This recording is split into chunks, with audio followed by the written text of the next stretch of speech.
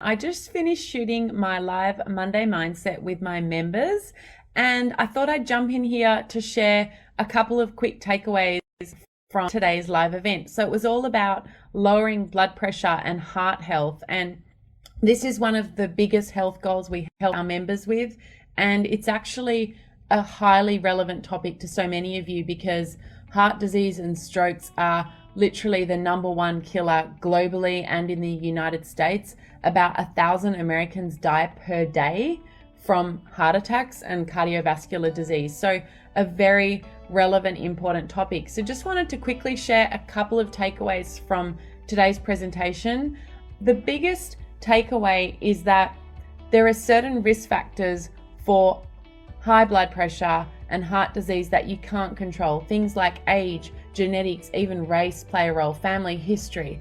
But the good news is that lifestyle is more powerful than all of those factors. So it really is in your hands to be able to reverse your high blood pressure, get off medications, and massively reduce your risk for things like heart attacks and strokes. And so one of the biggest things you can do is reduce your intake of processed foods, and especially high sodium processed foods, and also reduce your intake of meat, and especially, of course, red meat.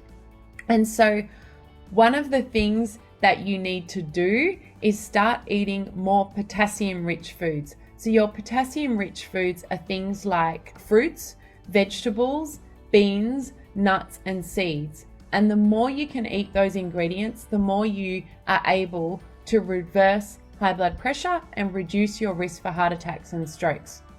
Now, the problem is many of the ladies we work with also have diabetes, and so you might be in that zone where you have kidney disease or even kidney failure. And if that's you, then your doctor is actually recommending you to reduce potassium. And this is where a lot of the overwhelming confusion comes from with the ladies we work with, that on the one hand, they're being told to increase potassium to protect their heart health, and on the other hand, they're being told to reduce potassium to protect their kidneys. So if this is you, here's my tip. There are a lot of other things you can do to help reverse high blood pressure, which can still apply to you. One of the biggest ones is start moving and exercising more. Another one is anything you can do to lose weight is going to reduce that pressure on your arteries, the pressure on your blood, pumping blood around your body. And then a third thing you can do is actually eat more foods rich in omega-3 fatty acids. So that's things like your salmon, it's things like chia seeds, and it's things like flax seeds. So when you eat these foods, they have actually a dual benefit. They reduce inflammation in your body. By reducing inflammation in your body, you're actually able to get those arteries and veins that are inflamed, so the space for the blood to go through is only small, and your heart has to work so hard to push that blood around, and that's contributing to your high blood pressure, and it's contributing to your risk of strokes and cardiovascular events. And by reducing the inflammation, you're relaxing that space, you're giving more space in there. So reducing inflammation is a big thing you can do. And the second benefit of those foods high in omega-3 fatty acids like your salmon, anchovies, chia seeds, and flax seeds is that you're actually able to reduce your LDL cholesterol. Now, LDL cholesterol, the bad cholesterol, has a vicious interplay with high blood pressure, because when you have high blood pressure, you cause little damage on the inside of your arteries and veins.